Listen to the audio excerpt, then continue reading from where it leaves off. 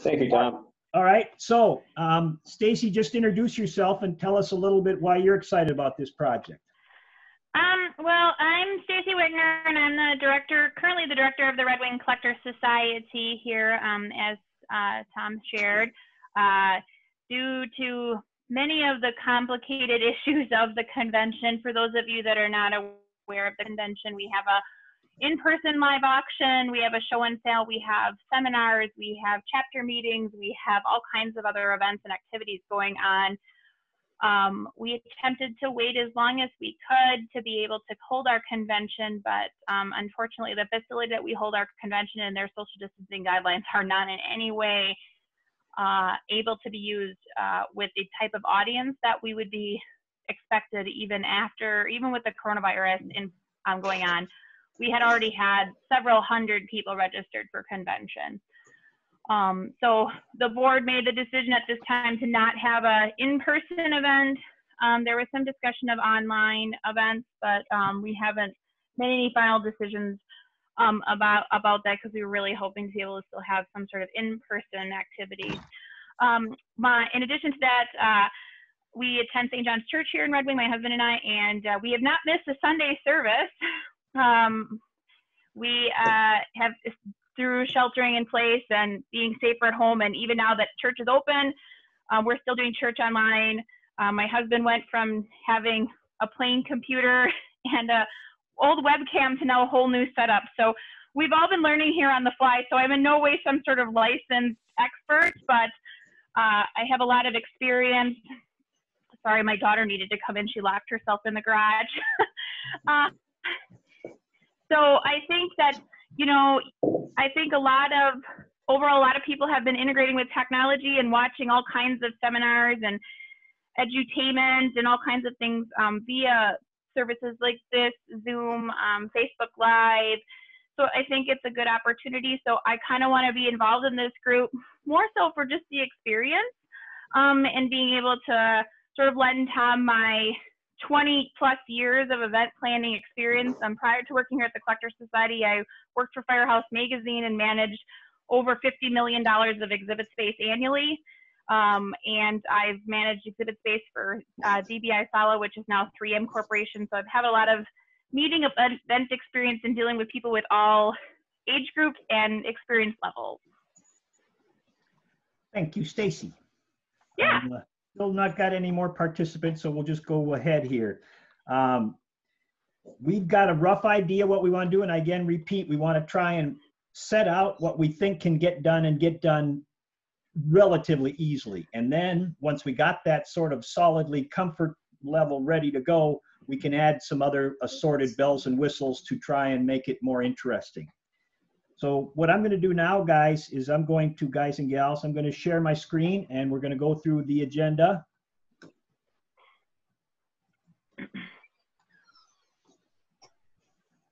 All right, can you see that? Yes. Okay, yep. You can hear me and all? Okay, so in order to do this, we want to start prepping, and we think that your Facebook page is going to be HQ. Your Veterans for Peace Facebook page will be the place that we do the live event from. So the first thing is just start building up interest in this. And so just today, Stacy and I thought we could potentially do some short online commercials from either our speakers or presenters, just introducing themselves and saying, hey, come to the event on July 18th. So that could be put on your Facebook page to start getting folks interested and start spreading the news of this event that's going to happen on the 18th. So, secondly, we've got HQ at Red Wing Ignite, which is nice. It's a technology facility in Red Wing, big space, big screen TV, great internet. So, we'd want to know a little bit more about your speakers, Bill, as far as their comfort level, because we can tape all this. That's going to be a doable thing. So I could tape the keynote speaker and have it all done and in a box, and then you would say at that moment, you'd say, okay, now we're ready for Fred, our keynote speaker. I would press play and we would watch that event. So that's an easy way to do it. We could do that, and then it's cut and dry. we will then later get a Q&A live with that guy, so there would be live. So Stacy and I are debating whether or not we need to or want to go taped, and it depends a little bit on the comfort level of your speakers. So if they're not technology comfort is high, then we would maybe want to tape it and have that done. It doesn't have to be decided today, so we'll just put that on our list to think about. Okay. So we're thinking that we would make the event free. It's a free event. Come join us, come for free. We want you to register and give our email address so we can blah, blah, blah, send you info. The thought is that we would offer a $30 donation opportunity. And if they did that, the potential would be they could get for instance, a $15 discount at the Peace Store, which is a store that Stacy's going to help us with. That'll have PeaceStock mugs and PeaceStock t-shirts. And I don't know if anything else, maybe PeaceStock teddy bears or something. We'll see. Or pens. But these would be things that people could go and purchase online. And we've got a vendor that could do that. And those that give the $30 donation would get a discount at the Peace Store. So Stacy, talk a little bit more about invites and how to get folks interested and aware of this. Well, I think there's a couple of ways that you could promote it. Obviously, you'll want to use your current contact list of those who have previously registered for your event and telling them to like your page, and then creating the event and the co-hosts on your Facebook page, and then being able to do some inexpensive, possibly looking at inexpensive advertising through Facebook. Otherwise, just through your page and getting people to follow you on your page, and then just putting the events up there. I would also say to, put promo video as a co-host for your event, as well as the national organization, even Red Wing Ignite, because if they accept that co-host, then your event will show up on their pages. So that would be probably the great way to kind of do that. There's a lot of things you can do. I kind of always live my life on a triangle: good, fast, and cheap. Pick two, because if you can get three, it's great, but it's really, can be a lot of daunting task, especially on the timeline that we're, currently looking at. It's, the first week of June here already. We're talking about an event basically in 6 weeks. And you're doing something that not all of us have like 100% confidence in our abilities. All right. I was just checking to see if anybody else has come in, and I do not see them. So I'm going back to the agenda. And so we would tape the whole event that would be then available online. We want people to come live, but it would be taped and be able to be seen anytime on your website, Bill. Okay. So then we would potentially have a test run where we try the technology and make sure everybody's comfortable the week before, and do that. And the plan is to use a combination, and we're exploring this, guys. We're not experts, but we're getting there. But a combination of Facebook Live and Zoom to do this event. Stacy, just a nutshell about how those two get integrated in this. Nope, you Zoom. Hello? Can you hear me now? Sorry, I bumped the mute button by mistake. Okay. So basically, Zoom offers you the opportunity to use an embedded key into your Facebook to be able to go in both places. So people could attend via Zoom and see it via Facebook Live at the same time, and interacting with the speakers and other attendees. I've not personally done this. I'll be honest about that. I've not personally done this, but I have seen lots of information out there about it. I do have several friends who use Zoom every day in their corporate life, so I could probably tap into them, and I'm sure they'd be willing to glean the information so we can learn quickly faster. So I think another key thing there is that it's pretty darn minimal to no cost. Yeah, I mean, you'd probably have to pay for a Zoom account, but I know Red Wing Ignite does have a paid Zoom account. I do know that Zoom has a discount for nonprofits. So either way, it would be a minimal cost, and you don't have to pay for a yearly subscription. You could just pay for a monthly subscription. I think it's like $30. Yeah. So I think the key thing we're looking at, Bill, is there's not going to be a lot of expenses here. Okay. Okay, just a second. I got to do this again. Screen share. Boom. Boom. So yeah. One question I have about Zoom, do they limit the total number of participants? Did I hear 100 people one time? I think it depends on whether or not you have a paid or unpaid account. Oh. So we could do that for a month. Yeah. We could be a member for a month and cover our butt, and then decide if we wanted to keep it going. Yeah. Okay. All right, so I'm back over on the agenda. You guys see it? Yeah. Okay. So it's just going to be darn similar to what you guys have been doing for 17 years here. So at 10 o'clock, Bill would welcome them. Bill, you and I would be at the Ignite building, and I would be videotaping you and making sure you got good sound, good picture. And then we would have a mission statement from somebody. We would have the bell thing and try and make it as dramatic as we could. We would have a song or two to keep us going. And then, Bill, you would introduce the opportunity all the way through this, because there'd be an opportunity maybe down at the bottom of the screen there where it says donate now, but a way for people to donate. And so, so you would be introducing the process, saying, here's how we're going to run this day, and then here's how you can help with expenses. So Stacy's done a little bit of work about the donation, and we talked about it a little bit. Anything else, Stacy, you can add on the donation opportunity? Yeah, Facebook has a donation. You could also use GoFundMe. GoFundMe, I think, currently is still waiving all their fees.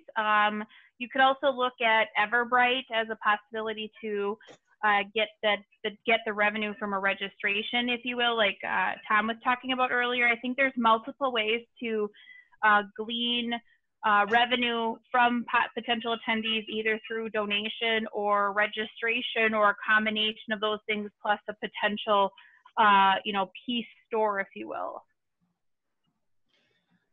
So these would be donations. So with minimal costs, all the money is going to be opportunities to do things for your group and the groups that present. So tentatively, and we're just spitballing here, but tentatively, I offered Stacy, I said, well, if we could get 20% of the after expenses profits, then 80% goes to PeaceStock to distribute how they want. So if there is a compensation for Stacy and I, it would come through that. Okay, that works. Yeah. All right. So moving on, here's what I need from you, Bill, is a little bit about who would see. We're going to give this group opportunity to present to the whole group, not to everybody and not forever, right? So they get 3 minutes in front of the group, 3 to 5 minutes. Is that about the right amount? Yeah, that works. So how many of those groups would you want? And you need to think about that and get that info to me. Is it just like 3, or is it going to be 5? And so they're going to get a chance for the whole group at this early moment, to introduce themselves. And then later there's going to be a Q&A that they're going to be able to go into their own chat room, and people can go and learn more about their business, their piece. Oh, yeah, that's good. Yeah, I'm sure they would like that, to have some feedback from their short presentation about their organization. Well, right. Yeah, well, it gives a chance to expand their base. I mean, this is people that are interested in peace, and so we're trying to connect them. So one neat thing that I'm counting on my tech whiz to help me with, but is a Peace Plaza that would have 20 or so vendors, like Veterans for Peace, like Literacy for Peace, like other peace groups that are sitting in like a trade show there. And so you go to your website, and you can go and then choose any one of those 20 different groups to chat with. So Okay. this is kind of a stretch for us, but we're thinking it's possible. It would allow then, so at a lunchtime, it would be a free-for-all. Just go and interact with whoever you want, and those people would have to have chat rooms set up and people to man them. Okay. Yeah, I that think sounds the other good. thing too, the other thing you could do too is lay that in those organizations groups too. They could be promoting a Zoom group or a Facebook group or you know, any type of thing like that that might be able to that they could manage themselves so that we're not managing it for them. They could simply, you know, put that in their email that, or in the promotion that they provide us, you know, how to connect with them. That way they can decide to do that during the actual event, or if they want to create something special at a later date that could be available to them as well. Yeah. Bill, how And many then it groups? also gets some of the organizational details too away from our group, that they, you know, they have ownership of their own message. So if they want to promote their own thing, they can do that. Right. Yeah. Well, I'm thinking we'd have at least 6 organizations. Yeah, Phil. We'd have to set limits on it, but I don't Okay. think, I'm thinking I of gotta call 6 you or back so. in 5 minutes. I'm sorry. Yeah, I think if you call the if you want to reception limit it desk, to the nurse, 3 to 5 or something in there, I you know think their that would number, be can you really just pull the helpful. red, Okay. pull the red thing, Wham, red chorus. write them down, like wham, Oh, yeah. math. Does somebody Okay, have a well, question? if you feel like you need it, Phil, I'm not gonna be able to help you. That's what you should do. No. Pardon? So yeah, so Okay, that's Phil. kind of what we're thinking about specifically for the for those types of activities. Sorry. That's okay. We got 10 minutes. I'm sorry. Okay. So, Bill, I've got Veterans for Peace and Literacy for Peace. Give me 1 or 2 other groups that might fit into that, like Richard's group last year, the President group.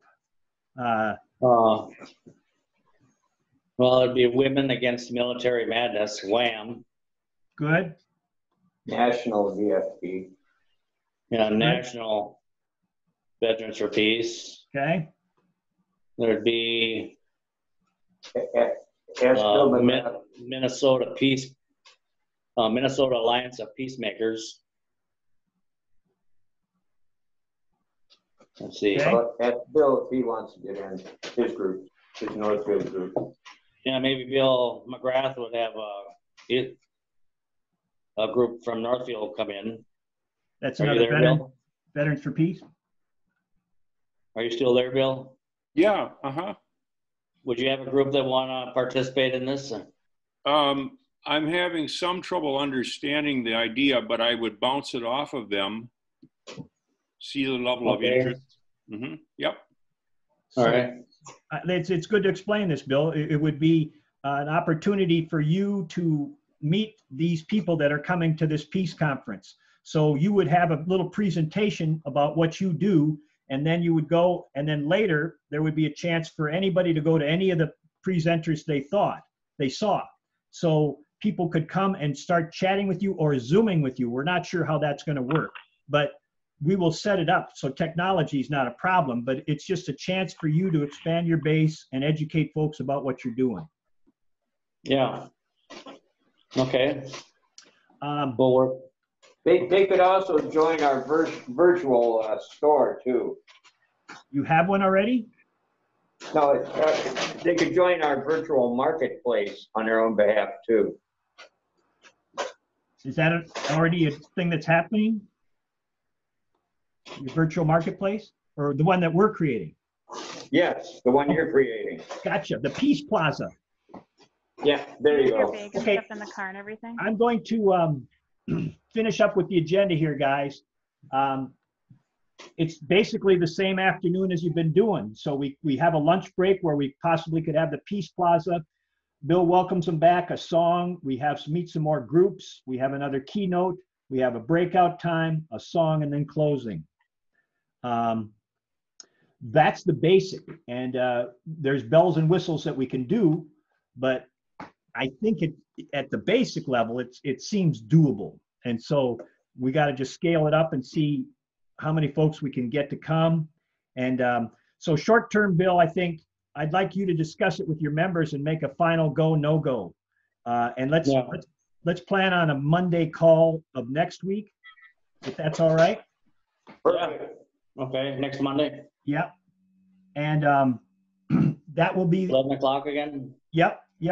Okay. And then that'll be, if we have the go. If we don't, you'll let me know and we won't have the meeting. Yeah, okay. But if we have a go, then let's get the folks here and get them chatting about, we'll have a better agenda. And so we'll be able to. Well, and I think too, it's really important that you, Bill, and your group and everyone else on this call really take a look at this agenda and really focus on what what you want to bite off as an organization. It sounds really easy. It's just in my event planning experience, I would just say, take a look at this, figure out the parts that are most important to you and your mission, and what is your end goal at the end of this event. And then go from there and pick the parts, all or some, that are most supportive of your mission and your goals and what you hope to attain. Because if this works, you can think long term, and maybe you're having mini events on social media via Zoom or other activities, throughout the year, that it's not just in July. I mean, obviously you have these 2 speakers that are booked, but maybe one of your speakers would be willing to do something in the fall, or in the, when people are in their homes, when the weather is bad. So that might be something else to consider too, is in light of everything that's going on, do you want to have it like it's always been, or maybe something more smaller and intimate, more concentrated, that's a good quality event that meets your organization's goals and missions? Does that make sense? Hey, Stacy, this is Peter. Peter. How you doing, Stacy? Good. We've used Skype in the past to bring in James Hanson. James Hanson and others. So this is just an expansion of that. Great. But appreciate your efforts in bringing it together, and I'll support it when we get together and talk it over. Yeah. So, I mean, whatever works out for you guys. I always want to tread lightly when you're moving into, new technology, because sometimes if you go off guns blazing, you don't want to lose everybody, in the statement, as my dad would say, don't go ahead guns blazing, because sometimes you need to take it back a little bit and focus on what your mission is and what you're trying to do. And if that's as simple as you have the 2 speakers, and one's in the morning and one's in the afternoon, that's on your Facebook page, and that's all you want to focus on, and have some fundraising efforts, or focus on individual, couple of these groups in the Peace Plaza, the time is going to go away real quick between here now and then. Does that make sense? Oh, yeah. Tom, where are you going to park this so that we can bring up this session to share in our group? One more. Oh, the video. Yes, I will I'll put it up on YouTube, and I'll send a link to Bill. Thank you. All right, so Bill, I want you and Bill and Peter to look at the agenda that I've created and say, hey, let's put this other group, don't forget them, or can we have this event? But help us get it finalized so that by Monday, we've got a pretty good working document, okay? Sure. Yes, sir. All right, well, guys, we got 2 minutes to go. Any other questions or things you want to answer? So the speakers, our keynote speakers, could either be pre-taped or live, either way. Right, and I would do the taping. So I would do it via Zoom meeting with them, just like this. I would say, okay, ready, go, and I would tape them, and if they made a mistake, we'd be able to edit it and stuff. So it wouldn't be them having to do it. I would do it. Okay. Bill, any questions? McGrath? No. Not really a question. I have been involved in Zoom with 3 or 4 other organizations, and the one thing that I have noticed, now this is just my experience, is that if you have an organization and typically at a face-to-face meeting or whatever, let's just say you have, let's just say 100 people show up. If you put it on Zoom, in my experience, you're going to get about 40. You're not going to get as many people on Zoom as you do when you have it at Hobgoblin. Well, here's a chance, Bill. Here's a chance that we've got an opportunity to take this national, and anybody can join us. So it's a matter of us promoting it and expanding our base. Potentially. No. Or you know what, guys? If we have 4 people come and we end up losing $100, we'll bite that one and go on. Yeah. And the other thing too is I think too that by integrating the Zoom application into Facebook, and if you have people that are following your group or page on Facebook, I think that you'll get a maybe a different set of audience than what you've typically had in the past. Does that make sense? Sorry, guys, we're going to get cut off here any second. Okay, one thing, we do have a social media director with our national office in St. Louis. I want to share this discussion with them. Send me their address. I'd like to chat with them. All right. Yeah.